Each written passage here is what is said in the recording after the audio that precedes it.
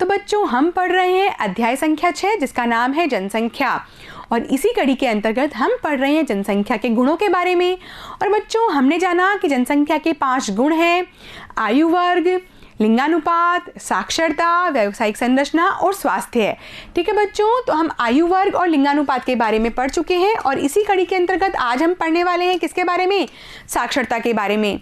तो बच्चों यहाँ पर हम आपसे 2 शब्द पूछते हैं, शिक्षित का क्या अर्थ होता है और अशिक्षित का क्या अर्थ होता है। तो बच्चों आप मुझे जल्दी से बता दोगे कि शिक्षित का अर्थ होता है पढ़ा हुआ व्यक्ति और अशिक्षित का अर्थ है जिसने पढ़ाई लिखाई नहीं की है। तो बच्चों आप सोच सकते हैं कि एक पढ़े हुए व्यक्ति में और एक बिना पढ़े हुए व्यक्ति में कितना बड़ा अंतर आ जाता है। ठीक है बच्चों, चाहे वो सामाजिक संरचना की बात हो, चाहे वो आर्थिक संरचना की, शिक्षित व्यक्ति अशिक्षित व्यक्ति से सदैव आगे रहता है। ठीक है बच्चों, तो इन्हीं बिंदुओं को आज हम समझने का प्रयास करेंगे और जानेंगे कि साक्षरता दर किसे कहते हैं, साक्षर व्यक्ति कौन होता है।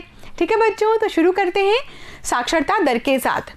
2011 की जनगणना के अनुसार एक व्यक्ति जिसकी आयु 7 वर्ष या उससे अधिक है, जो किसी भी भाषा को सोच समझकर लिख या पढ़ सकता है, उसे साक्षर की श्रेणी में रखा जाता है।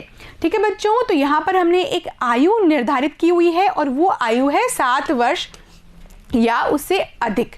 ठीक है, 7 वर्ष से कम आयु के व्यक्ति को हम निरक्षर नहीं कह सकते हैं। ठीक है, तो साक्षर का विपरीत शब्द क्या होता है? निरक्षर होता है। तो 6 वर्ष तक के जो बच्चे हैं उनको हम निरक्षर नहीं कहेंगे।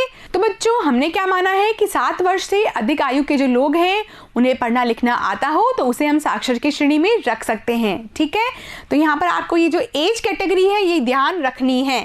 ठीक है, आगे बढ़ेंगे बच्चों और हम देखेंगे कि भारत की साक्षरता दर कितनी है? 73%। और हम कौन से वर्ष के आंकड़ों का इस्तेमाल कर रहे हैं?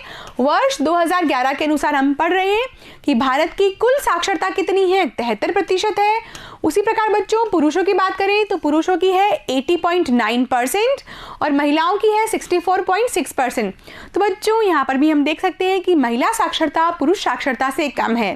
ठीक है, वैसे तो लिंगानुपात भी भारत में महिलाओं के पक्ष में नहीं है, मात्र 943 है।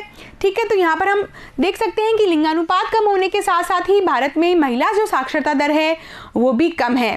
और बच्चों ऐसे समाज की हम कल्पना कर सकते हैं जहाँ पर महिलाओं और पुरुषों में इस प्रकार का भेदभाव किया जाता है।